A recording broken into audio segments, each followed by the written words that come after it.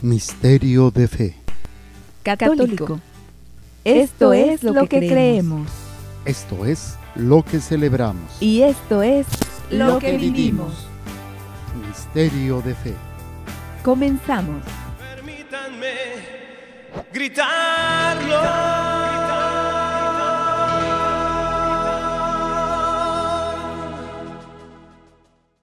¿Qué tal, amigos? ¿Cómo están? Sean bienvenidos a su programa Misterio de Fe. Yo soy el Padre Jorge, misionero de Jesús y de María. Y les saludamos en este día, dando gracias a Dios que nos permite compartir con todos ustedes a través de estos medios, televisión, internet, radio, redes sociales y todo lo que es a través de comunicación, pues poderlo hacer, poderlo compartir, que es el amor de Dios, la misericordia de Dios. Y bueno, pues estamos con este tema sobre la Lectio Divina, que no es otra cosa que un método antiguo en la Iglesia Católica, que es un método de oración, de meditación, de profundización en la palabra de Dios. Y estamos pues en esta oportunidad, en esta presencia de la palabra, donde ¿qué es lo que hacemos? Meditamos, escuchamos y entendemos la palabra. ¿Esto cómo lo hacemos? Bueno, es a través de la lectio. La lectio es la lectura creyente de la palabra de Dios. Y para encontrarnos con Dios y dejarnos transformar por él. Lectura creyente de la palabra de Dios, para encontrarnos con Dios y dejarnos transformar por él. ¿Cómo se logra esto? Bueno, pues hay una serie de elementos muy básicos, importantes. Primer elemento es invocación al Espíritu Santo. Segundo, la lectura de la palabra. Tercero, la meditación. Cuarto, la oración. Quinto, la contemplación. Y sexto, el compromiso. Esto desde la palabra. Y ahora también vamos a ir viendo cada uno. El primero es la invocación al Espíritu Santo, todo un proceso de preparación, todo un proceso de crecimiento, de meditación, no solamente para la palabra, sino para todo lo que nosotros somos y hacemos. Y es importante. Entonces, en este ámbito, pues es precisamente la invocación, decimos, es dejar que el Espíritu Santo tome el control y dirija nuestras vidas, ya que nosotros, pues normalmente lo que hacemos es no actuar de acuerdo a la voluntad de Dios, sino a nuestra voluntad. Entonces, invocarlo es dejar que Él actúe. Le digo yo, es el conductor designado, donde le damos la autoridad, le damos el poder para que Él actúe en nosotros y nos manifieste qué es lo que quiere que hagamos y por dónde. Entonces, invocarlo es dejarlo. ¿Y qué se necesita para dejarlo que actúe? Pues primero tener fe. Yo no voy a dejar que maneje nadie que no le tenga confianza. Aquí no es solamente confianza, es la fe completa y total en Dios, en el Espíritu Santo, para poder nosotros dejarnos guiar por él. Entonces, invocarlo, hacerlo presente a través de la fe, que es un regalo. La fe es un regalo donde vivimos y aceptamos la palabra de Dios. Segundo paso de la invocación es pureza de corazón. Tercer paso, desprendimiento y docilidad. Cuarto paso, espíritu de oración. Quinto paso, conversión continua. Y sexto paso, comunión con la iglesia. Esto obviamente nos presentará pues todo el proceso necesario para cumplir y vivir, pues dejar que el Espíritu Santo actúe. Ya hemos visto los tres primeros, que es fe y apertura, pureza de corazón, desprendimiento y docilidad. Estamos en el cuarto, que es espíritu de oración, y para esto pues nos fuimos al Catecismo de la Iglesia Católica, la cuarta parte que nos habla sobre la oración cristiana. En la primera sección estuvimos viendo la oración en la vida cristiana. ¿Sí? ¿Y qué es la oración? Vimos la revelación de la oración, capítulo segundo, la tradición de la oración, capítulo tercero, la vida de oración. Ya vimos en esta vida de oración las expresiones de la oración vocal, la meditación, la contemplación y empezamos el artículo 2, el combate en la oración. Vimos obstáculos para la oración, la humilde vigilancia de la oración, la confianza filial, que es precisamente en donde nos habíamos quedado un poquito. La confianza filial, estábamos en la humilde vigilancia de la oración, ¿sí? Y después de ahí nos fuimos a la confianza filial. Dentro de la confianza filial estamos viendo la queja por la oración no escuchada. Nos quedamos en el 2737. Voy a leerles nada más el 35 y 36 para hacer un repaso y nos habíamos quedado a la mitad del 2737. 2735. He aquí una observación llamativa. Cuando alabamos a Dios o le damos gracias por sus beneficios en general, no estamos preocupados por saber si esta oración le es agradable. Por el contrario, cuando pedimos, exigimos ver el resultado. ¿Cuál es entonces la imagen de Dios presente en este modo de orar? ¿Dios como medio o Dios como el Padre de nuestro Señor Jesucristo? Hablábamos sobre esto.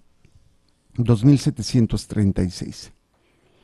Estamos convencidos de que nosotros no sabemos pedir como conviene.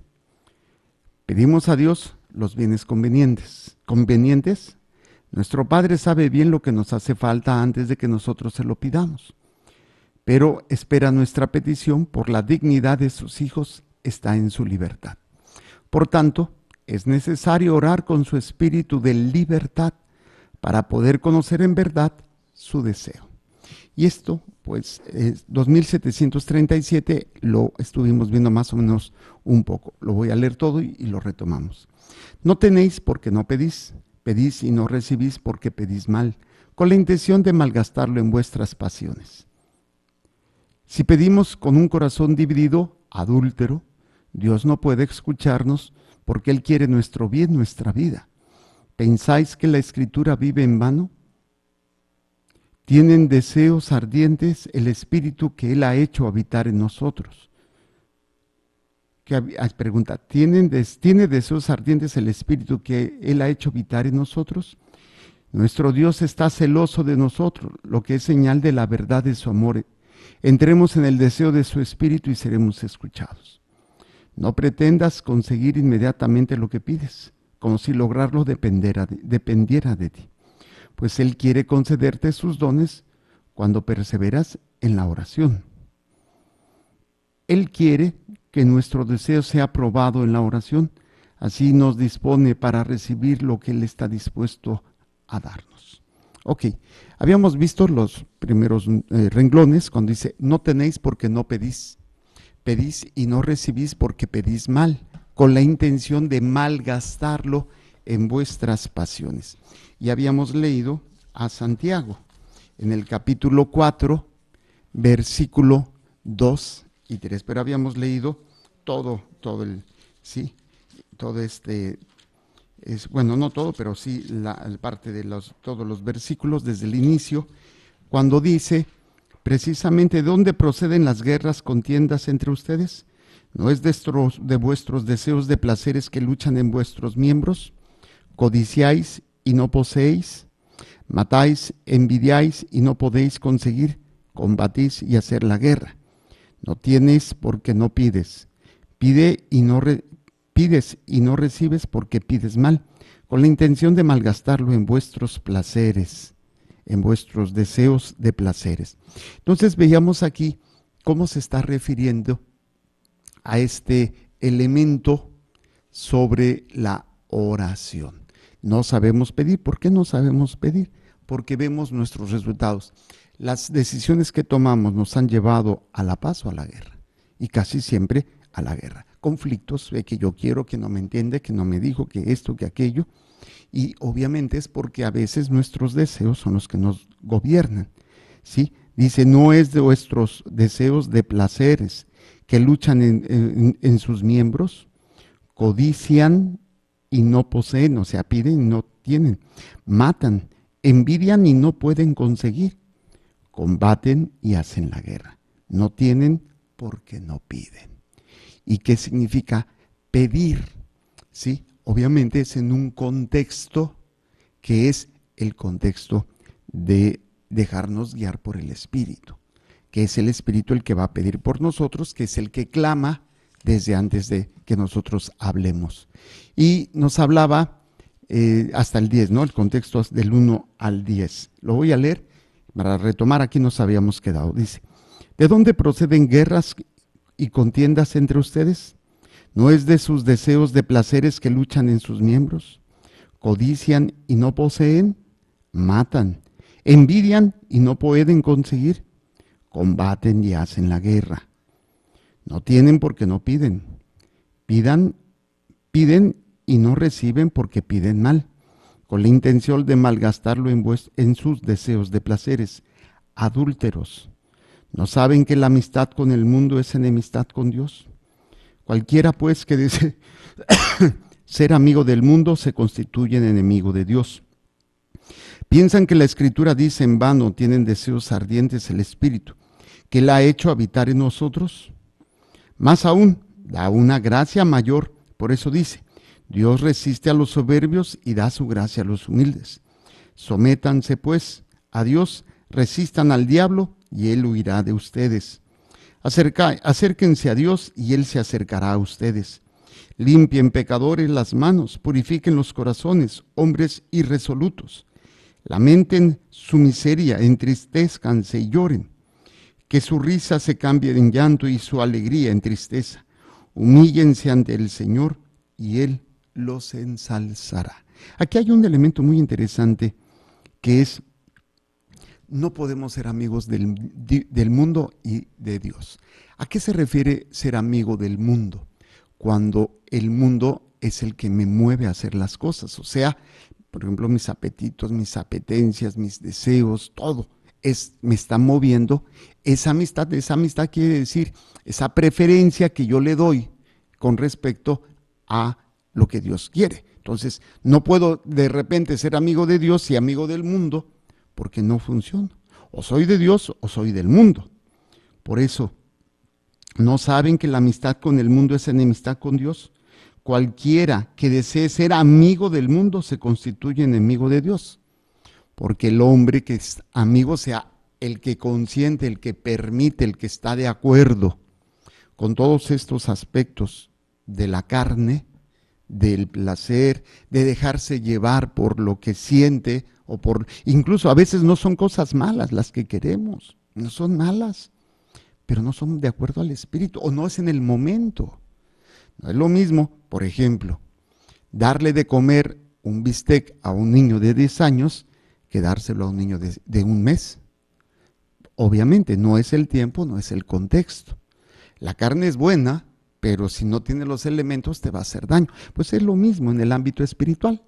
Lo que tú estás pidiendo, a lo mejor dices, Padre, es que no estoy pidiendo nada malo. Pues entonces confía en que si no es nada malo y es para tu salvación, se te va a dar. Pero cuando yo no lo recibo de Dios, entonces lo busco por otro lado. Entonces, ¿por qué? Porque soy más amigo del mundo que de Dios. No en ese planteamiento, pues lo que hoy nos habla el texto. Y luego nos manda también a Santiago 1, 5, 8. Santiago 1, 5, 8, ahí mismo. Dice, si alguno de ustedes carece de sabiduría, que la pida a Dios, que da a todos generosamente, y sin hincharlo en cara, y se la dará. Pero que la pida con fe, sin vacilar, porque el que vacila es semejante al oleaje del mar, agitado por el viento y zarandeado de una a otra parte. Que no piense recibir cosa alguna del Señor un hombre como este, un hombre irresoluto e inconstante en todos sus caminos. Fíjense qué interesante, se refiere alma doble, o sea, él es el que sí, no, que es el que con unas cosas sí en Dios y otras cosas con el mundo. Por eso no puede haber amistad, se refiere a esto, no puede haber estar. ¿Por qué? Porque el mar, pues de repente entra y con mucha fuerza, ¿no? Y hoy es muy poderoso y de repente se retrae. Bueno, pues es lo mismo. Nosotros a lo mejor sí, yo soy de Dios con mucha fuerza, pero de repente cuando vienen las pruebas, cuando vienen las situaciones, me retraigo. O sea, es una ambivalencia. Puede ser que sea una cuestión de hipocresía, pero también puede ser una cuestión de inmadurez. Al final de cuentas, no soy constante. No soy constante. Y ese es uno de los principales problemas en la vida espiritual, la falta de constancia, la falta de disciplina espiritual. Porque yo puedo empezar como un oleaje fuerte a rezar, a rezar, a rezar, a rezar, pero después, ay, la flojera, ay, es que le doy prioridad a otras cosas, es que, bueno, que voy a rezar, pero primero voy a hacer ejercicio, voy a rezar, no, pero primero voy a desayunar, voy a rezar, no, pero primero voy a hacer la cosa. Y ya se me fue, o sea, ya se me fue. Entonces, no hay esa constancia, no hay esa disciplina. Y por eso, pedirla, dice que hay que pedir la sabiduría. El que tiene la sabiduría sabe distinguir y sabe lo que es mejor para él en función del plan de Dios.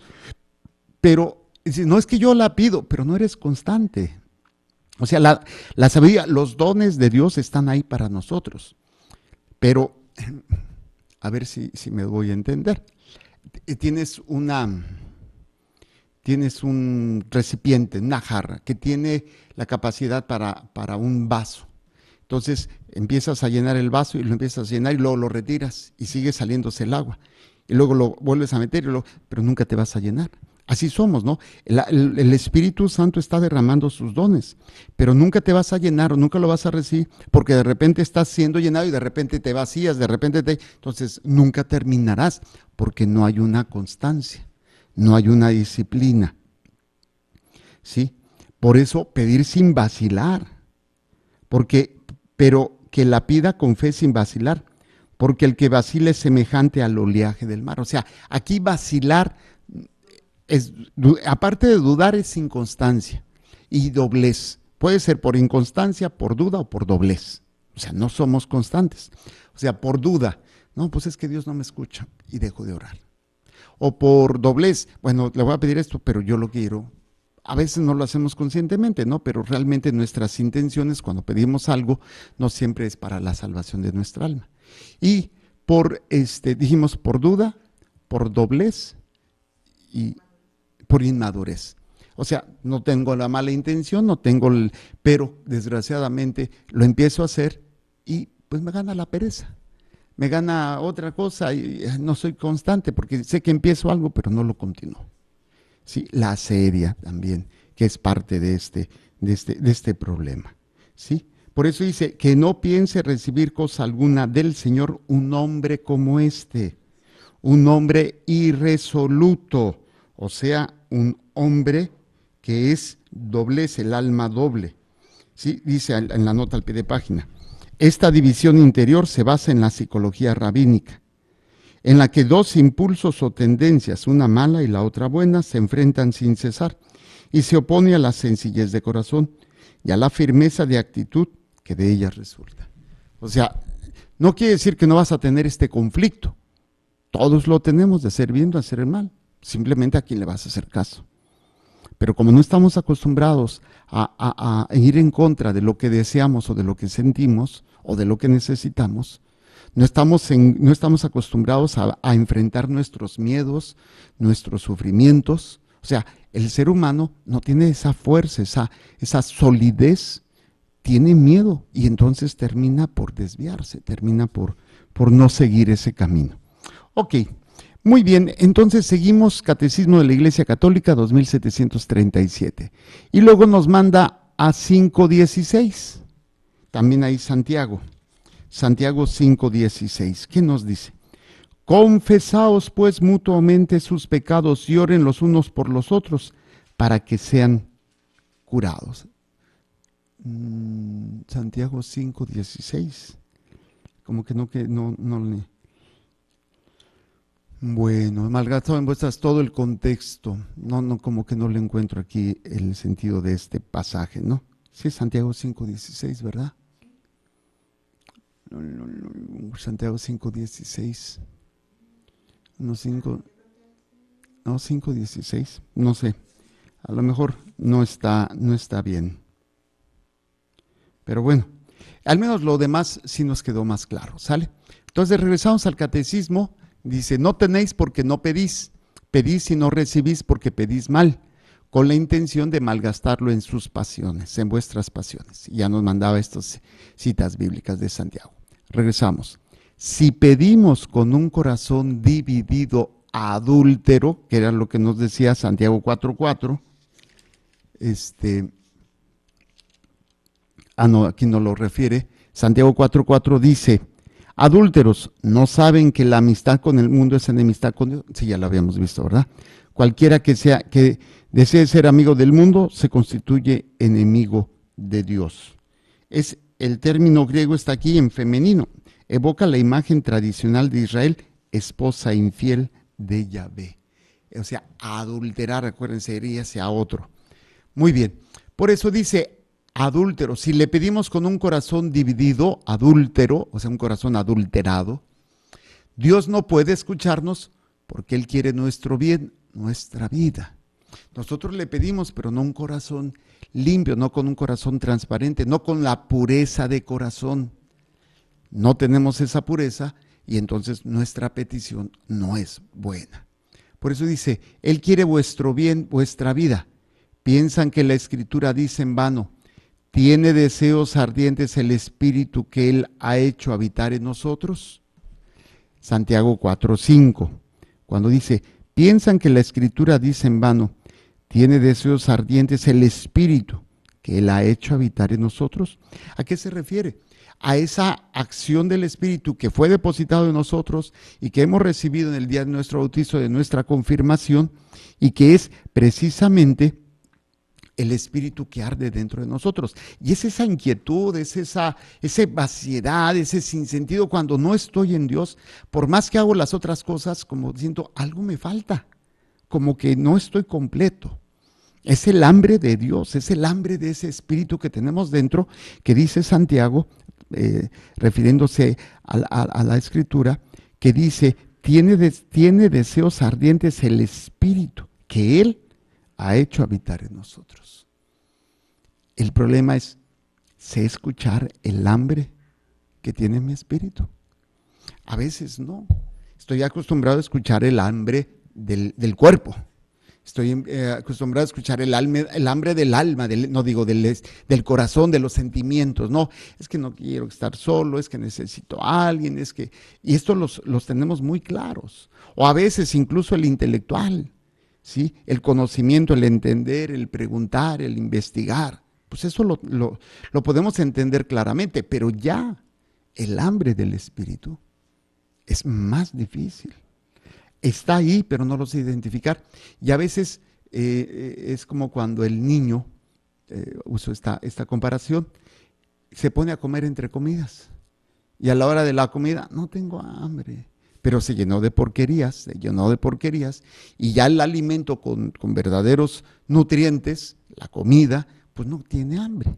Pues así, muchas veces nosotros no es que se alimente el espíritu, pero lo atiborramos de tanta porquería física, sensual, intelectual y sentimental, que a veces, pues como que se ataranta y no sentimos esa hambre, pero se está muriendo de hambre el espíritu de nosotros, porque no lo estamos alimentando, nos estamos dejando llevar más bien por todo lo que sentimos, por todo lo que pensamos, por todo lo que necesitamos, pero no en el ámbito espiritual, no en lo que el Espíritu está gritando en cada uno de nosotros, que es lo que está. Muy bien, si regresamos al catecismo, dice, nuestro Dios está celoso de nosotros, lo que es señal de la verdad de su amor.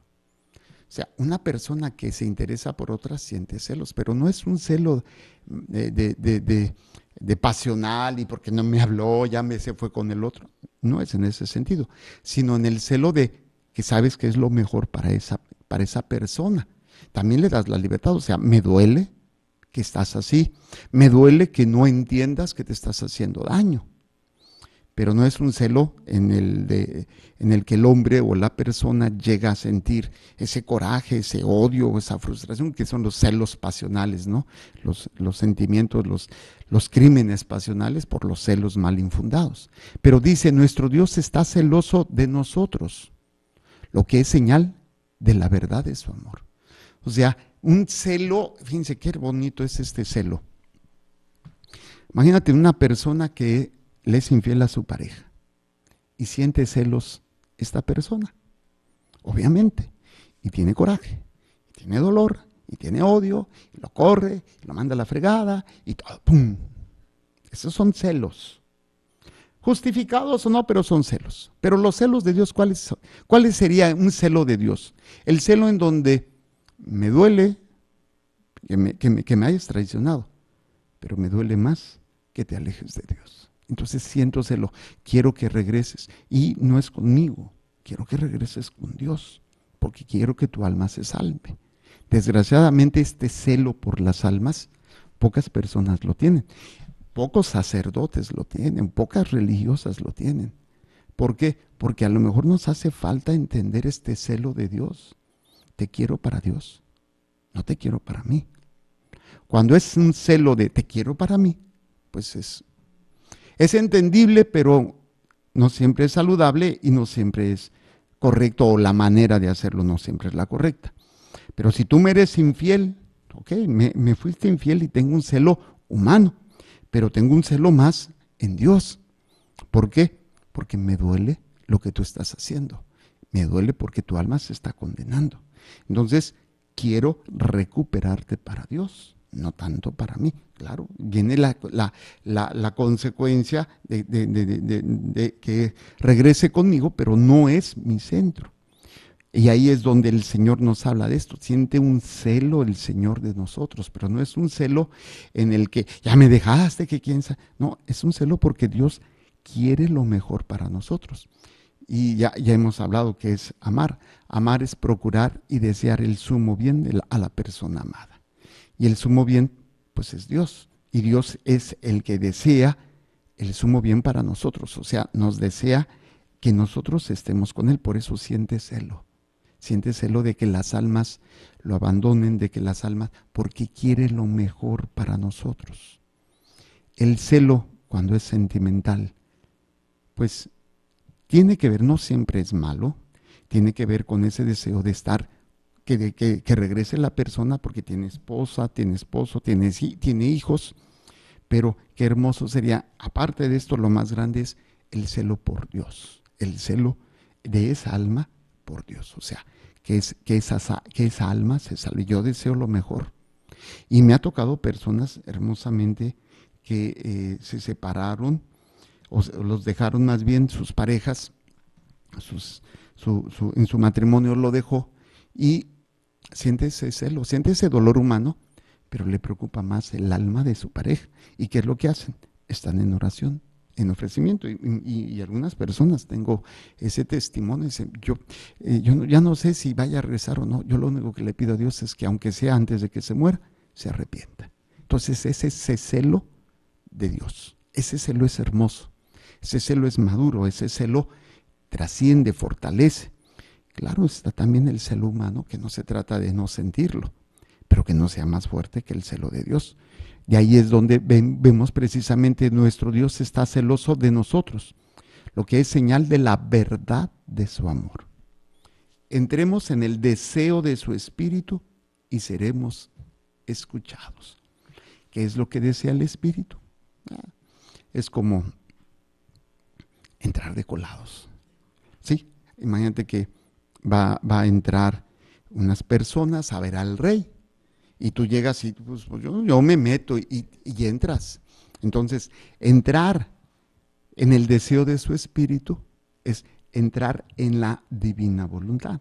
Porque lo que busca el espíritu es hacer la voluntad de Dios, que se cumpla la voluntad de Dios. Entonces, para yo obtener lo que estoy pidiendo, para que yo sea escuchado verdaderamente, tengo que hacerlo en ese momento del deseo del espíritu. O sea, el deseo del espíritu, la divina voluntad. Si yo entro en ese momento, en la divina voluntad, mi oración será escuchada, porque sé que lo que estoy pidiendo no solamente es lo que quiero, sino que es lo que Dios quiere.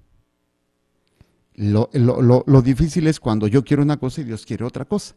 Y lo difícil es saber distinguir cuándo es de Dios y cuándo no. Por eso es un proceso. Es un proceso en donde nos dejamos guiar por el Espíritu. Y hay que entrenarnos a dejar guiar por el Espíritu, porque siempre vendrá esta dualidad de nosotros. Lo que quiere la carne, lo que quiere la mente, lo que quiere el corazón. Y ahí es donde a veces la privación de las cosas nos ayuda a escuchar más el Espíritu. Por eso el ayuno. Por eso el ayuno, el sacrificio, que es precisamente mortificarte para que los deseos de la carne, los deseos del corazón, los deseos intelectuales están ahí, pero los acallo para poder escuchar al Espíritu. Imagínate, una persona que no hace esto, pues no es una persona que escucha al Espíritu.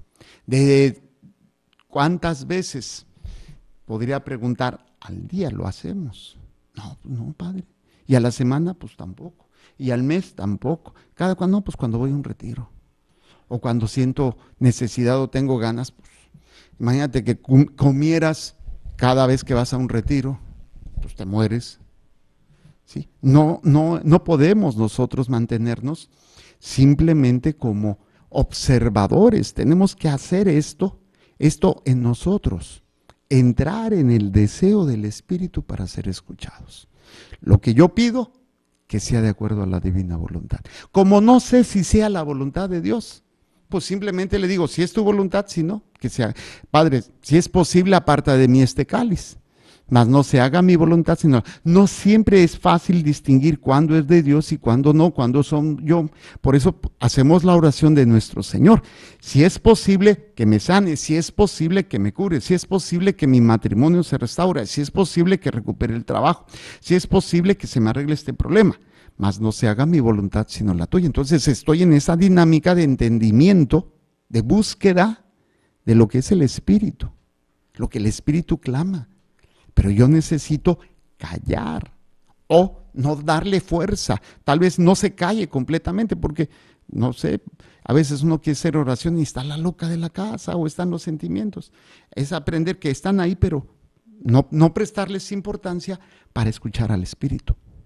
Entonces, lo ideal sería unos minutos al día tratando de escuchar, y es la oración. Acuérdense los pasos de la oración que hemos aprendido. Dios habla, yo escucho, yo me convierto, yo obedezco, yo rezongo, yo me someto, yo sirvo y yo me uno a la divina voluntad. Son los pasos de la oración, donde saber que Dios habla siempre, pero yo necesito fortalecer la escucha espiritual. Desgraciadamente hay muchas actividades que tenemos, demasiadas actividades, pero si yo dejo de escuchar, si yo dejo de orar, no voy a alcanzar a escuchar al Espíritu, no seré capaz de escucharlo. Por eso dice, entremos en el deseo de su Espíritu y seremos escuchados. O sea, entremos en el reino de la divina voluntad. Señor, si es posible, si no, se haga tu voluntad y no la mía. Ahí es donde no me pierdo. Esta es la fórmula cuando no me queda claro, cuando no estoy seguro, porque a lo mejor no es tan claro a veces. Es como saber si es de Dios o no es de Dios. Pues no lo sabemos. Entonces, Señor, si es tu voluntad, que se dé, y si no, no lo quiero. Esa es la forma segura de estar en la divina voluntad. Se vale presentar lo que quiero, pero como no sé distinguir todavía, no sé escuchar más claramente al Espíritu, y no sé si es más mi sentimiento, no sé si más mi pensamiento, mi razonamiento, no sé si es más mi cuerpo o mis miedos, ¿sí? El que me está llevando a hacer esta oración, no sé si sea eso o sea más el Espíritu. Mientras me entreno en el Espíritu, en la escucha del Espíritu, pues tengo la fórmula de una oración perfecta.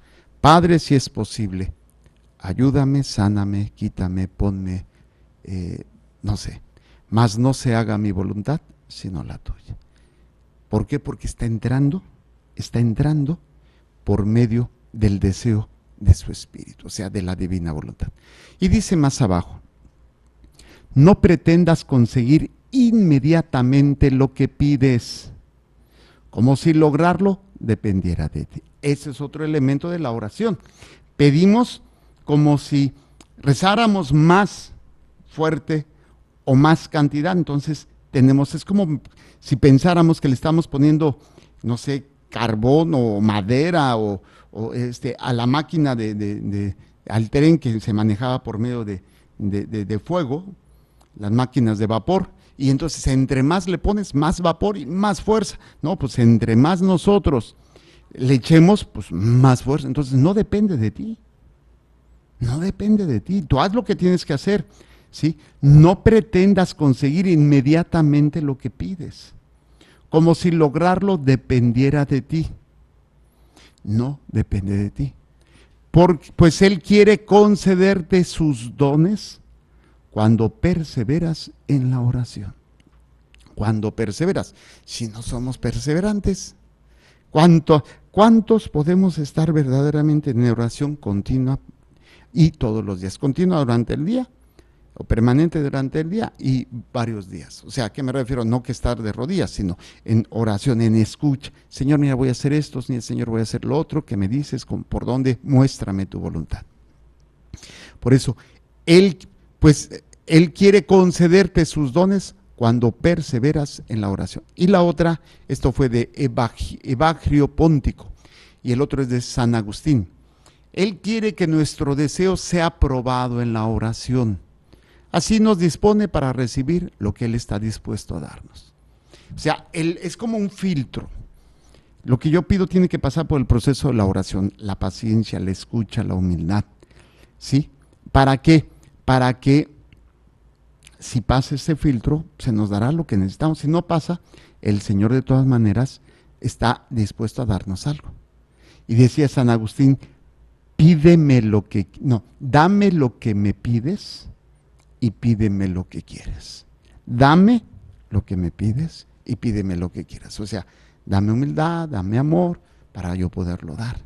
O sea, no hay otra forma de actuar más que la humildad para que el Señor pueda actuar en nosotros.